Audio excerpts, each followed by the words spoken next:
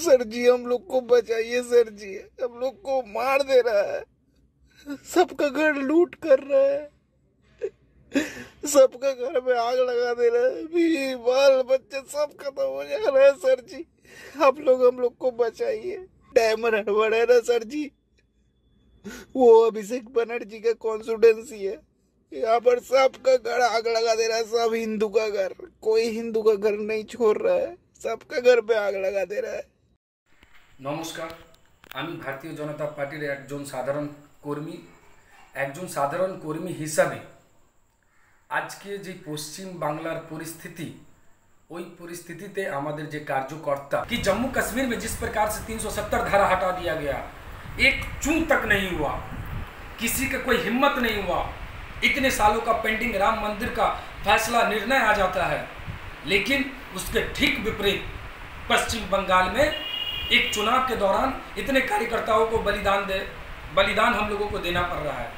क्या ये सही है? क्या इसके लिए कोई स्टेप नहीं उठाना चाहिए था? मैं पूछना चाहता हूँ, मैं पश्चिम बंगाल में रहता हूँ या बांग्लादेश में रहता हूँ या पाकिस्तान में रहता हूँ, जो लोग कहता है कि हम पश्चिम बंगाल को 4 मिनी पाकिस्तान बनाएंगे, उनके खिलाफ कोई कदम नहीं उठाया जाता है।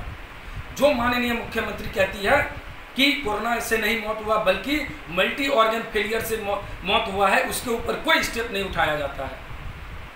क्या जो डॉक्टर बन जाती है, एक पांव का बहाना करके चुनाव का रिजल्ट आते ही वह पांव पे खड़ी हो जाती है, उसके खिलाफ कोई कदम नहीं उठाया जाता है। जो डॉक्टर उनका ट्रीटमेंट किया था, उनके खिलाफ कोई स्टेप नहीं उठाया जाता है। मैं इन सब मुद्दों पे इसलिए ध्यान आकर्षित करना चाहता हूँ आप लोगों का कि जिस प्रकार से कश्मीर में 370-35 से हटा था, ठीक उसी प्रकार से पश्चिम बंगाल में इतने कार्यकर्ताओं का जो बलिदान हुआ है, इसका जवाब कौन लेगा? इसका जवाब आप लोगों को देना होगा।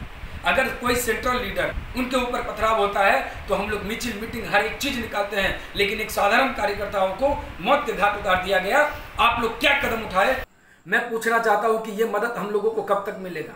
कब तक हम लोग घर से बाहर रहेंगे? जितने भी कार्यकर्ता थे अपने कार्य को छोड़ करके, ऑफिस को छोड़ करके जिताने के लिए तत्पर ही था, लेकिन आज घर छोड़ के बाहर है, कोई घर में नहीं घुस पा रहा है। सिर्फ एक फॉर्मेट भेज दिया जा रहा, नाम नंबर एड्रेस भेजते हैं, वह पुलिस को दिया जाता है, पुलिस तृणमूल के लोकल गुंडा को सब कुछ इन्फॉर्मेशन देता है, फिर हम लोगों के ऊपर अत्याचार करता है। दोस्तों, क्या यही दिन देखने के लिए हम लोग भारतीय जनता पार्टी में आए थे? मुझे आर्थिक मदद नहीं चाहिए, मुझे चाहिए प्रशासनिक मदद, और जो पुलिस ऐसे कर रहे हैं उन पर तत्काल कार्रवाई करना चाहिए। और इलेक्शन कमीशन के भी लोग, बहुत सारे ऐसे लोग थे जो इसमें चुनाव के दौरान मिले हुए थे। तृणमूल के कार्यकर्ता इलेक्शन कमीशन में शामिल थे, जो आप लोगों ने भी खबर के माध्यम से देखा कि कितने ईवीएम तृणमूल के कार्यकर्ताओं के घर में है। अभी भी हमारे बहुत सारे कार्यकर्ता दोस्तों ऐसे हैं जो तृणमूल के गिरफ्त में हैं। उन लोगों को बोला जा रहा है कि या तो तुम भारतीय जनता पार्टी को छोड़ो, नहीं तो तुमको मौत के घाट उतार देंगे, या तो तुम तृणमूल ज्वाइन करो। और जो हामी भरता है तृणमूल ज्वाइन करेंगे, उसको भारतीय जनता पार्टी के विरुद्ध में बोलने के लिए कहता है। दोस्तों, ये विकट परिस्थिति है। मैं अपना सेंट्रल लीडर से भी कहना चाहता हूं, ये विकट परिस्थिति है। आप लोगों को स्टेप लेना होगा। जो उम्मीद हम लोग देखे थे कि 2021 में एक आशा का किरण देखे थे, उस किरण को देखते हुए हम लोगों ने यहाँ भारतीय जनता पार्टी को इतने सालों से हम लोग करते आ रहे हैं, और 2021 में एक अच्छा गणतंत्र, एक सुशासन वाला सरकार देना चाहते थे। लेकिन कुछ न कुछ यहाँ पे बात है जो केंद्र के द्वारा कोई भी स्टेप नहीं उठाया जा रहा है। नहीं तो मैं एक बात और बताना चाहता हूँ कि 4 से 5 सीट पे लगभग रिकाउंटिंग हुआ, जिसमें माननीय शुभेंदु जी, माननीय निशित प्रमाणिक जी, माननीय डिंडा जी, इतने लोग रिकाउंटिंग में पास हो गए, इतने लोग रिकाउंटिंग में विजय को प्राप्त कर लिए। क्या और भी सीट पे रिकाउंटिंग नहीं हो सकता था? क्या आप लोगों ने उन लोगों के ऊपर जांच बैठाया? नहीं बैठाया। हम लोगों को मदद दिया गया भर चुनाव में कि आप लोग नाम दीजिए, इन लोगों के खिलाफ व्यवस्था होगा, लेकिन नहीं किया गया। इस बात को सुन करके हम लोगों के अंदर जोश और जुनून आया, बहुत से कार्यकर्ताओं को हम लोगों ने लाया लेकिन जो कार्यकर्ता मार खा रहे हैं हमारे आंखों के सामने, लेकिन हम कुछ नहीं कर पा रहे हैं। अगर उनको हम रोकने के लिए जाएंगे तो उसको घर से निकाल दिया जाएगा। कुछ ऐसे कार्यकर्ता का डायरेक्टली हम लोग नाम नहीं बता सकते हैं जब तक हम लोगों की सरकार ना आ जाए। मैं पूछना चाहता हूं, क्या पश्चिम बंगाल भारत में ही है या पश्चिम बंगाल भारत का अंग है या नहीं है? दोस्तों, पूरे पश्चिम बंगाल में जिस प्रकार की परिस्थिति आज उभर करके आई है, हम लोग आश्चर्यचकित है। इस चीज का आभास हम लोगों का पहले हो चुका था और इस प्रकार के इल्म की जानकारी हम लोगों ने अपने केंद्र तक पहुंचाया था, लेकिन केंद्र के द्वारा किसी भी प्रकार की प्रशासनिक मदद अभी तक नहीं मिल पाया है। मैं दोस्तों बताना चाहूंगा, पश्चिम बंगाल में जिस प्रकार से चुनाव शुरू हुआ, चुनाव के प्रारंभ से ही और चुनाव के पहले से ही भारतीय जनता पार्टी के कार्यकर्ताओं को मौत के घाट उतार दिया गया। धीरे धीरे यह खूनी खेल चलता रहा। इस चुनाव के मध्य उन लोगों का एक स्लोगन आया, खेला हबे। बहुत से लोगों ने इसे मजाकिया मूड में लिया, लेकिन ये एक हथियार के तौर पे इन लोगों ने, तृणमूल ने इस्तेमाल किया और खेला हबे जिस प्रकार से इन लोगों ने खून का खेला चालू किया, यह अभी तक दोस्तों नहीं थम रहा है। लाखों कार्यकर्ता ऐसे हैं जो घर छोड़ करके बाहर बाहर भटक रहे हैं।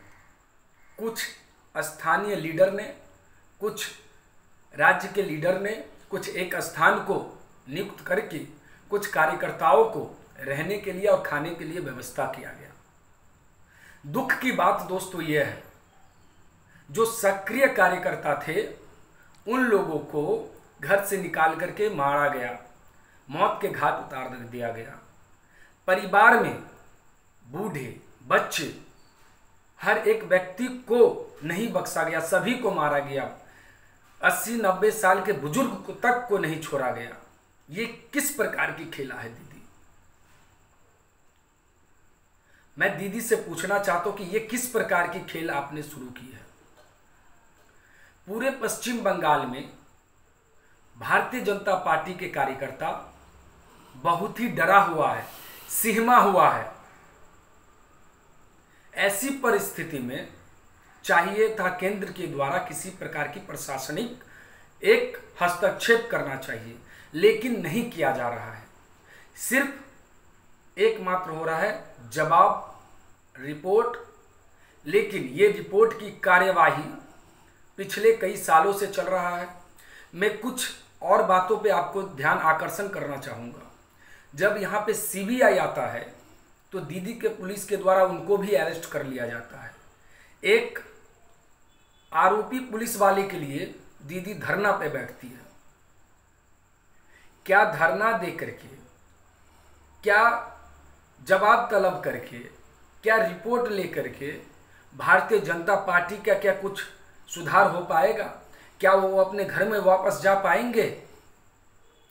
जो मौत से गया, जो जान से गया, क्या उनके प्राण को हम वापस दे पाएंगे? इस चुनाव के दौरान दोस्तों किसी ने माँ को खोया, किसी ने बेटे को खोया, किसी ने पति को खोया, किसी ने भाई बहन को खोया। क्या हम बलिदान देने के लिए इस पार्टी में आए हैं? क्या इस बलिदान को और कितने बलिदान चाहते हैं हमारे सेंट्रल लीडर? क्या एक टारगेट फिक्स करके रखे हैं कि हम बलिदान पर बलिदान, बलिदान पर बलिदान देते जाएंगे और केंद्र के द्वारा सिर्फ रिपोर्ट पे रिपोर्ट, रिपोर्ट पे रिपोर्ट लेंगे? क्या प्रशासनिक मदद नहीं किया जा सकता है? IAS IPS मुझे हम लोगों को भी पता है कि ये केंद्र के द्वारा डिप्लॉय किया जाता है। तो एक राज्य की मुख्यमंत्री, क्या केंद्र के सभी नेताओं के, हमारे भारतीय जनता पार्टी के विभिन्न राज्यों में सरकार है, एक ऐसे पार्टी को, एक ऐसे राष्ट्रीय पार्टी को क्या नचा करके रख देगी? और उसके इशारे पर क्या हम लोग नाच करेंगे?